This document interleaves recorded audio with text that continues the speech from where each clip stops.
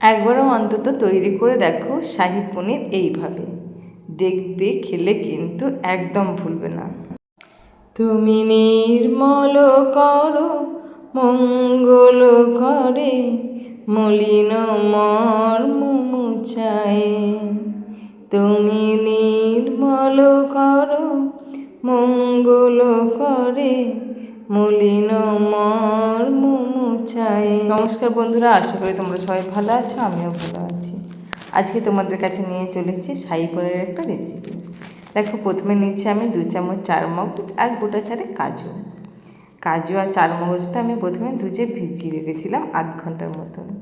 আধ ঘন্টা পর কাজু আর চারমগজটা আমি মিক্সিং জারে নিয়ে তাতে ওই দুধের কিছুটা অংশ দিয়ে ভালো মতন করে পেস্ট করে নেব।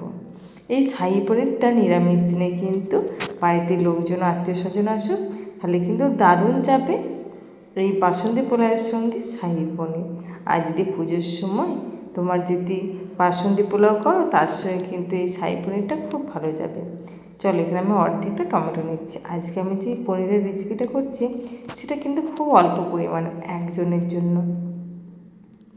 তাই আমি বেশি পরিমাণ করছি না। তোমরা চাইলে পরিমাণটা বাড়িয়ে নেবে, দেখবে এই রেসিপিটা কিন্তু দারুণ লাগে বাসন্তী পোলাওয়ের সঙ্গে। নিরামিষ দিনে পনিরের সঙ্গে আর বাসন্তী পোলাও হলো, তারা তো কোনো কথাই নেই। চলো, এবারে এই টমেটোটা আমি একটু মিক্সিং জারে ঘুরিয়ে নেব। ঘুরিয়ে নিয়েছি। এদিকে দেখো, একটা কড়াই নিয়েছি, কড়াইয়ের মধ্যে দিয়ে দিচ্ছি একটু ঘি।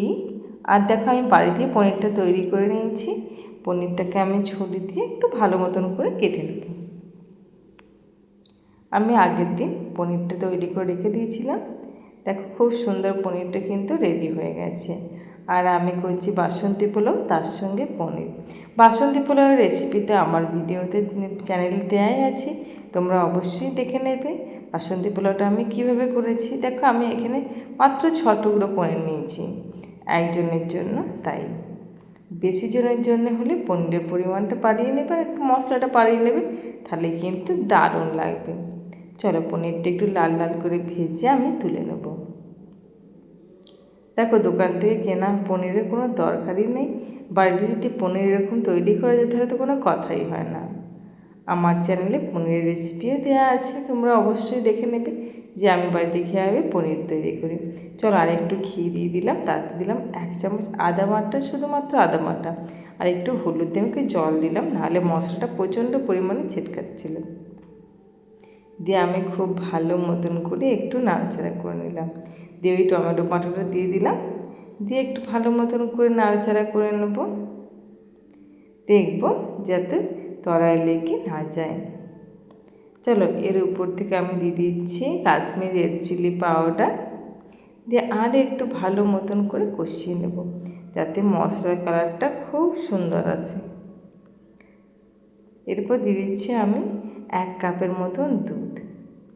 দুধটা দিলে কী হবে, মশলার টেস্টটা কিন্তু ভীষণ ভালো হবে। আর দিয়ে দিচ্ছি আমি নুন। দেওয়ার পর আমি ওই চারমগজ আর কাজুর পেস্টটা দিয়ে দিচ্ছি।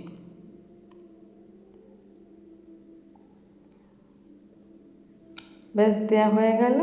এবার একটু ভালো মতন করে গ্যাসের ফ্লেমটা লো রেখেই মশলাটা কষাবে, কারণ আমি তো এখানে বেশি পরিমাণ করিনি, তাই নাহলে নিচে লেগে যাওয়ার সম্ভাবনা আছে। চলো, এবারে 1 কাপ সেই দুধটা বারে বারে আমি দিয়ে দেব। এটা কিন্তু জল ব্যবহার করার কোনো প্রয়োজন নেই, দুধ ব্যবহার করলে কিন্তু পনিরটা খেতে বেশি ভালো লাগে। যেহেতু আমি তৈরি করছি আজকে শাহী পনির। দেখো, সমস্ত কিছু ভালো মতন করে দেওয়ার পর একটু ফুটে গেছে, সেই সময় আমি দিয়ে দিচ্ছি 1 চামচ চিনি। চিনি দেওয়ার পর আমি ভাজা পনিরের টুকরোগুলো দিয়ে দিচ্ছি। দেখো, গ্রেভিটা ফুটতে আরম্ভ করে দিয়েছে। পনিরগুলো দিয়ে একটু ভালো মতন করে নাড়াচাড়া করে গ্যাসের ফ্লেমটা একটু লো করে দেবো, দিয়ে 3 থেকে 4 মিনিট একটু রান্না করে নেব। দেখো, খুব চটজলদি শাহী পনির।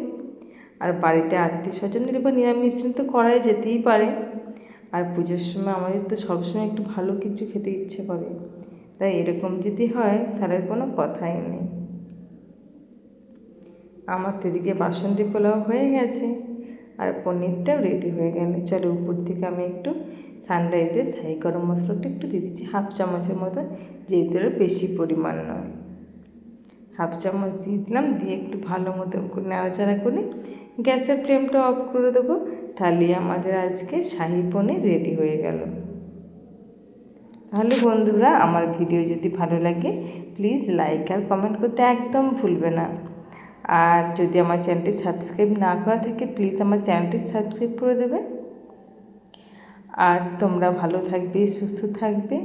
আবার অন্য কোনো দিন অন্য কিছু নতুন ভিডিও নিয়ে তোমাদের কাছে হাজির হয়ে যাব। ততক্ষণ তোমরা আমার ভিডিও দেখো আর লাইক আর কমেন্ট আর শেয়ার করতে একদম ভুলবে না। বাড়িতে আত্মীয় স্বজন এলে এইরকম যদি পনিরের রেসিপি করে দাও তাহলে সবাই তো সত্যিই চমকে যাবে। দেখো কালারটা আর টেস্টটা কিন্তু হবে দুর্দান্ত। আর দেখো বাসন্তী পোলাওটা কিন্তু ভীষণ আমার ঝরঝরে হয় আমি যখনই করি। তাহলে এখানে ভিডিওটা শেষ করছি, তোমরা ভালো থাকবে।